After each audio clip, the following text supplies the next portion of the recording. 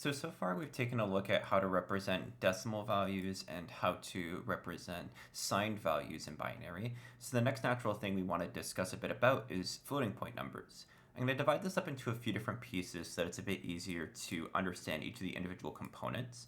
In this video, we're primarily going to be taking a look at the ways that we can represent just straight up fractional values in binary.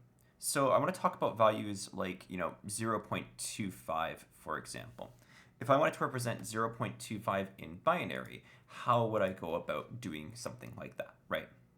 And the idea here is that, like, with the normal values that we had, the whole numbers, right, we were able to represent them by sequential powers of 2. We had 2 to the power of 0, 2 to the power of 1, 2 to the power of 2, and so on and so forth like this. We had a 0 if the digit was present, a 1 if it was, and a 0 if it wasn't, right?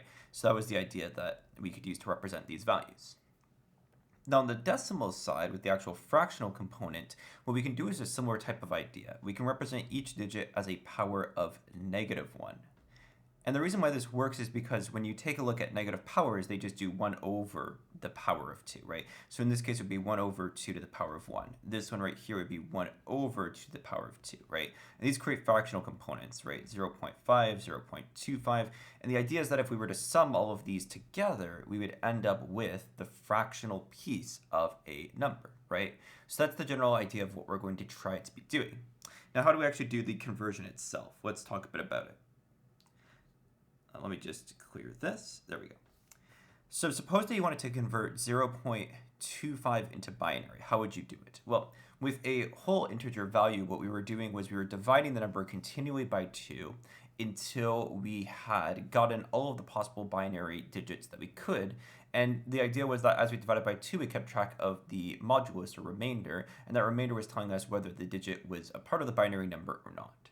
We use a similar process for the fractional types of numbers, but instead of dividing the numbers, because they're fractional, we're going to do the opposite. We're going to multiply the numbers by 2. When we get a result, the idea here is that we take the integer portion of this number, and that represents the binary digit. So in this case, it would be 0.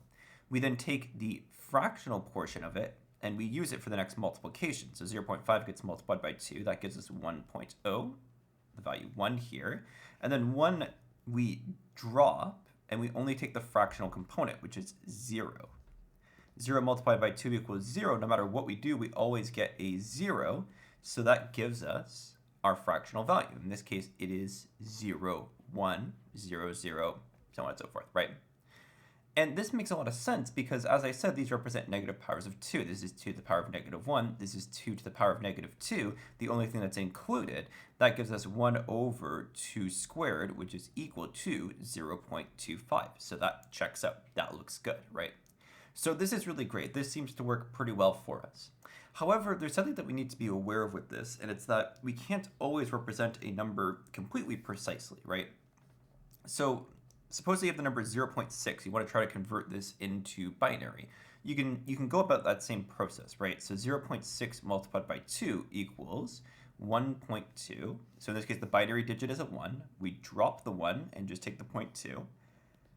0.2 times 2 equals 0.4. Binary digit is 0. 0.4 times 2 is 0.8. This is a 0, right? 0.8 times 2 is equal to 1.6. That gives us a 1. 0.6 times 2 equals 1.2, which gives us a 1. And look, we're back at the starting point, right? So now this will repeat again. 0.6 becomes 1.2, becomes 0.2, 0.4, 0.8. That repeats over and over and over again. This is like a repeating decimal in your base 10 numbering system, right? If you have like 1.33 repeating, right, you don't write out all the 3's, you just say that it's a repeating decimal. Similar type of thing can happen in binary, as we can see here. This is a decimal, and then, 1, 0, 0, 1, 1, right? 0, 0, 1, 1. This is going to repeat on forever.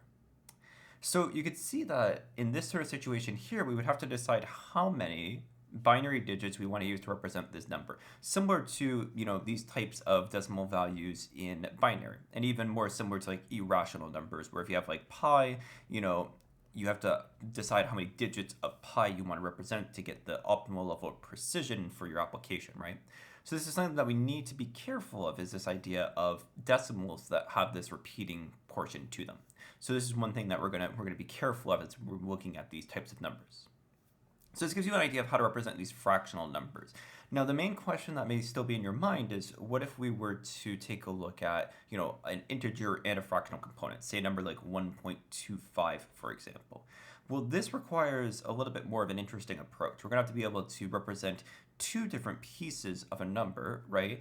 And we may have to represent other things like whether it's a positive or negative number, these types of ideas. This is where our idea of floating point numbers comes in. So this is going to give us our floating points, and more specifically, this is where we'll take a look at that idea of an IEEE floating point, which is the standard that's used for these types of floating point numbers. So this gives you the absolute basic foundations of what you would need to represent a decimal portion of a number. In the next video, we're going to take a look at how we actually represent floating point numbers in a really basic format, and then we'll jump into IEEE and take a look at the actual standard for floating point numbers. So thanks so much for watching. I'll see you in the next video.